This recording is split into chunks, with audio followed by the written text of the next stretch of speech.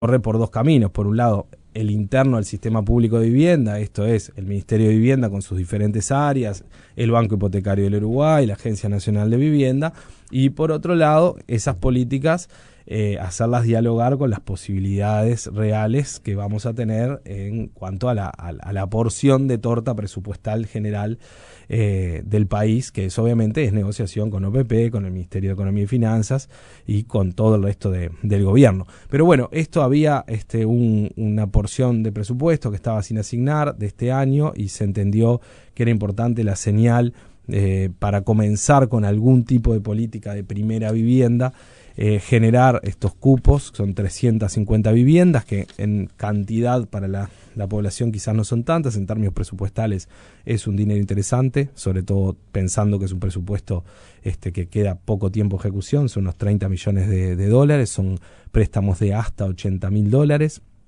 para familias cuyo ingreso mínimo sea de 35.000 pesos de todo el núcleo familiar, pueden tener entre 18 y 65 años, puede tener algún otro integrante, obviamente más de esa edad o menos de esa edad, pero sí quien se presente tiene que tener en esa franja etaria.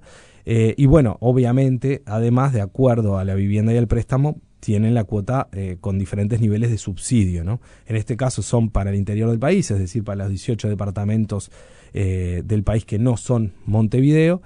Tienen toda la información correspondiente y los formularios en la web y obviamente en cada una de las agencias del ministerio en todo el país, ¿no? Uh-huh. ¿En qué perfil de personas están pensando a la hora? Bueno, esto lo pensamos para... Bueno, en realidad yo te diría que esto está enmarcado en algo mucho más amplio, que es una de nuestras prioridades marcadas por el Ejecutivo. Obviamente está la emergencia habitacional, que ya podremos hablar, está todo lo que significa relocalizaciones, realojos, que es una política importante, el mejoramiento de barrios, lo que el presidente dio a llamar al mientras tanto, pero esta específicamente calza en la prioridad de estas familias que tienen cierta capacidad de pago, por mínimo que sea, pero no tienen capacidad de ahorro o no tienen capacidad de pagar una cuota en el mercado, ni siquiera de un alquiler de cierto número promedio, digamos, ¿no?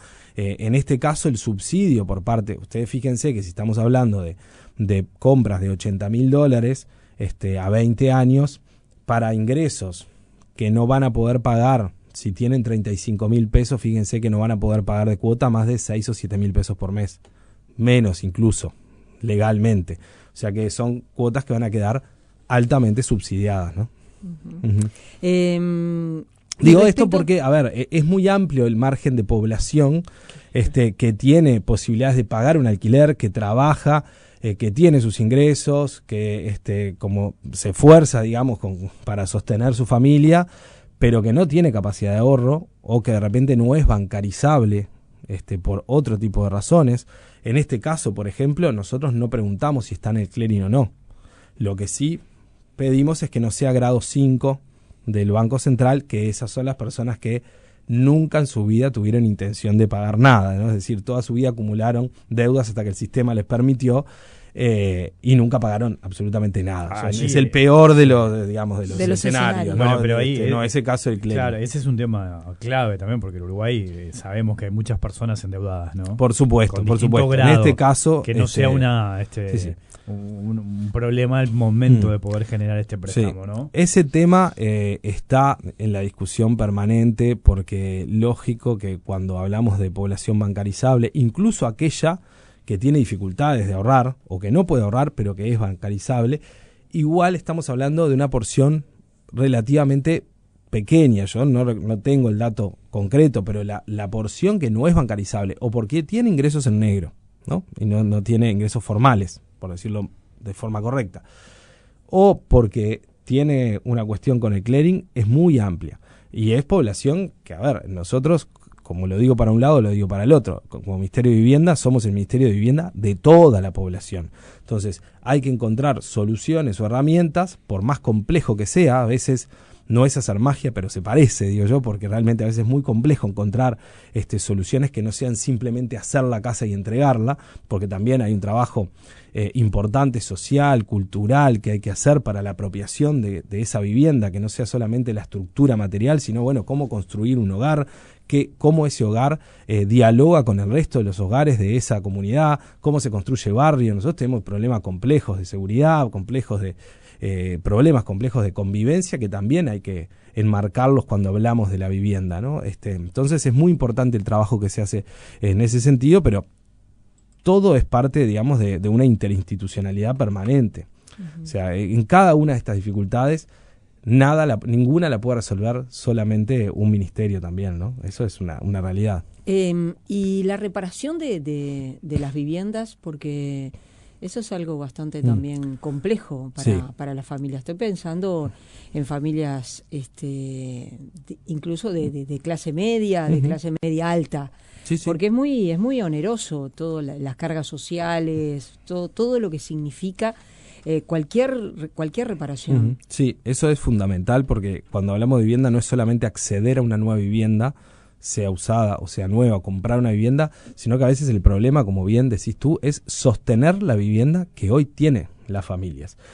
Si nosotros vemos que en los últimos 20 o 25 años el número, por ejemplo, de asentamientos se ha mantenido prácticamente estable, teniendo en cuenta la cantidad de viviendas que se han ido y la cantidad de realojos que se han hecho, porque también es sano decir que la vivienda o la construcción de vivienda ha sido una política de Estado en general, más allá, ¿no?, de los cambios de nombre, más allá de los énfasis, de los presupuestos que se ponen o no se ponen y de las buenas gestiones o no. Nadie discute que hay que trabajar con los asentamientos, que hay que construir, en fin, pero se ha mantenido casi estable. Eso significa que nosotros estamos poniendo baldes a una canilla abierta, pero que esa canilla no se cierra. Y en parte tiene que ver también con sostener la vivienda que se tiene, sobre todo cuando es muy precaria o las más precarias. Pero también pasa, como decís tú, a otros niveles, porque una persona puede tener, o por herencia, o porque la compró con mucho esfuerzo, o porque la sigue pagando, una vivienda en una zona central que no necesariamente es periferia y que realmente se le haga muy oneroso de repente cambiar los caños de la casa o no tener humedades tiene una persona asmática. O sea, hay muchas cuestiones que tienen que ver con la vivienda y ahí sí vamos a tener, de hecho estamos trabajando, el viernes hubo una reunión con el BPS por esto mismo que decís tú de las cargas sociales. Estuvimos con DGI hace unos 15 días, estuvimos con el BROW, estamos trabajando en una herramienta digital, va a llevar su tiempo, pero la idea es que las personas puedan tener en un solo lugar todas las herramientas posibles para solucionar el problema que tengan en la casa, sea un techo, sea una pared, sea un baño, una cocina, en fin, los diferentes problemas que puede tener, las necesidades, refacciones que pueda tener una vivienda en un solo lugar, con ciertos subsidios del ministerio, con préstamos blandos de algún banco. Estamos en conversaciones obviamente con el Banco República, pero la idea es que pueda ser abierto a algunos otros. Es decir, estamos trabajando en eso, obviamente veremos qué margen de presupuesto tenemos para poder generar esa herramienta, pero si no está esa herramienta igual consolidada como un lugar único a través del mundo digital, igual los préstamos van a estar. Eso se va a reforzar. Ahora, ¿qué pasa con los asentamientos? ¿Qué pasa con los realojos? El ordenamiento territorial también es un tema muy importante en Uruguay desde hace muchos años. ¿Dónde va a poner el foco el gobierno en ese sentido? Nosotros tenemos 7 prioridades marcadas por el Ejecutivo Nacional y por el Consejo de Ministros en su primer consejo, que son las que delinean y marcan obviamente el rumbo estratégico del ministerio, que te lo podría resumir en 3, por decirlo así.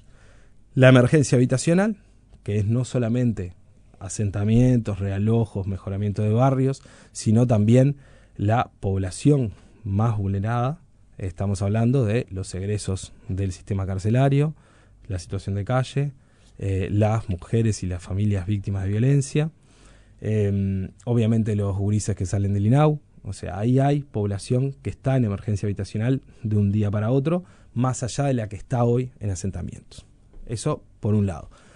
Por otro lado, todo lo que son cooperativas y nuevas alternativas colectivas de vivienda, que esto viene creciendo y creciendo mucho, por una dinámica lógica del mundo cooperativo, también por una lógica de mercado, de que en general es un metro cuadrado más barato de construcción, pero ahí, justo en el marco internacional del en el marco del Año Internacional del Cooperativismo hay algunas discusiones que dar, hay algunas transformaciones que creo que hay que hacer en el sistema cooperativo, algunas adecuaciones, digamos, al mundo de hoy. La mayoría de normativas, reglamentaciones son de hace 40 o 50 años, el mundo ha cambiado, algunas la plantean ellos mismos. La normativa les permite tener un enchufe en un cuarto y hoy en día están los celulares, las ceibalitas, hay un mundo muy distinto del de hace 50 años.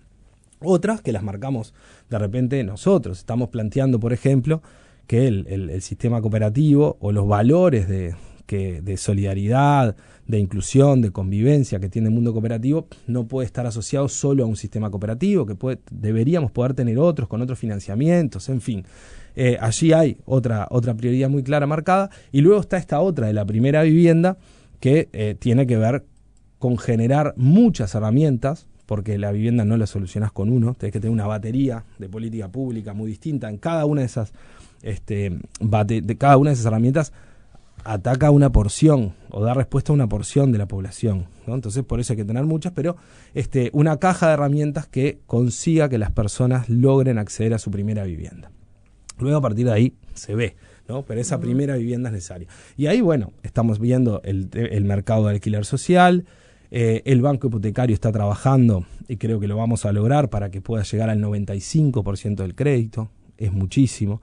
Recuerden que hace muchos años no se daba más del 80%, se logró llegar hasta el 90%, bueno, estamos tratando de llegar al 95%. Estamos pensando lógicas entre el banco hipotecario y el ministerio para el alquiler social con opción a compra, es decir, que uno vaya alquilando y que eso termine constituyendo una compra de una vivienda. En fin, bueno, y obviamente apuntará el sistema cooperativo también como primera vivienda. Esos te diría que son los 3 carriles principales por donde van a correr el total de las políticas del ministerio. Pero hay algo que transversaliza todo, que es la problemática de la pobreza infantil, ¿no? Ahí hay una bajada de línea muy clara del gobierno, que es trabajar la pobreza infantil desde cada uno de los ministerios. En este caso, el presidente ha marcado con mucha énfasis la necesidad de generar una herramienta para lo que él dio en llamar el mientras tanto, que es lo que sucede entre que nosotros definimos atacar un territorio y trabajar con la ciudadanía en un territorio para generar un proceso de realojo y hasta que se concreta.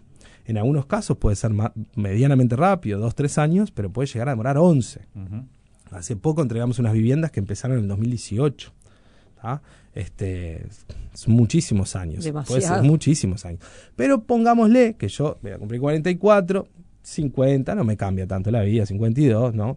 Pero para un niño que recién nace, 6, 7, 8 años, es la vida entera y además en un tramo de edad que todos sabemos que las consecuencias no solamente son para el niño, para la familia, sino para toda la sociedad si no atacamos como tenemos que atacar esa problemática. Sumado entonces, que tenemos pocos nacimientos además, ¿no? Entonces, sí, todo es un caldo de cultivo complicado. Ahora, en esta propuesta que decías del gobierno, ¿no? De estos ejes, ¿cuánto condiciona, cuánto afectó la salida de la ex ministra Cairo, que era una figura importante para el gobierno porque venía trabajando estos temas desde hace muchísimo tiempo? ¿Cómo se vivió en la interna del ministerio? Bueno, yo mentiría si no digo que fue un cimbronazo, ¿no? Claramente el equipo lo había designado, obviamente en conjunto con el presidente, pero lo había designado la ex ministra Cecilia Cairo. Veníamos trabajando muy bien. Esto ocurrió prácticamente de un día para otro y eso genera consecuencias a la interna, por lo menos en términos humanos, ¿no? En principio, te diría que en términos políticos y administrativos y de las políticas públicas no hubo variación porque el equipo se mantuvo intacto. Incluso la ministra hoy designada era la directora de DINISU, nombrada por Cecilia Cairo y además persona de confianza de Cecilia en ese sentido, trabajando con ella los temas de vivienda, estuvo 8 años en el área social, tiene una expertise importante principalmente en esos temas, en los de la Dirección Nacional de Integración Social y Urbana, que lleva adelante el Plan Juntos, el Plan Avanzar, el Plan Mejoramiento de Barrios. Entonces, digamos que en términos de política pública no hubo diferencia y además ya estaban marcados los énfasis. Se habían hecho los trabajos hacia el plan quinquenal de vivienda en un fin de semana que tuvimos de especie de retiro, trabajando las diferentes ideas, los diferentes lineamientos estratégicos con Cecilia, pero también estaba Tamara, así que en ese sentido no, obviamente siempre queda lo humano y la recomposición de equipos, ¿no? de relacionamientos y demás, que siempre lleva un reacomodo, pero te diría que en términos de ministerio no hubo diferencia. ¿Qué evaluación hace desde el Ministerio de la Ley de Vivienda promovida? Porque bueno, recién hablábamos cuando yo te preguntaba, ¿no? Digo, decir, ¿en qué público se está pensando? Y creo que cuando se pensó esta ley de vivienda promovida, por lo menos en la cobertura periodística estaba que iba a ser para los sectores medios, para esas parejas jóvenes, y terminó siendo una ley que en realidad beneficia a los grandes inversores para comprar, después alquilar, con la plata de todos, ¿no? También de esos niños pobres. Sí, absolutamente de acuerdo. Creo que en el Ministerio hay un acuerdo absoluto en el sentido de que la ley en su momento de vivienda social y hoy de vivienda promovida, que por algo se modificó también en el nombre, porque el nombre dice mucho, describe una situación, se buscaba obviamente otro objetivo. Se buscaban varios objetivos. Hay que ser honestos.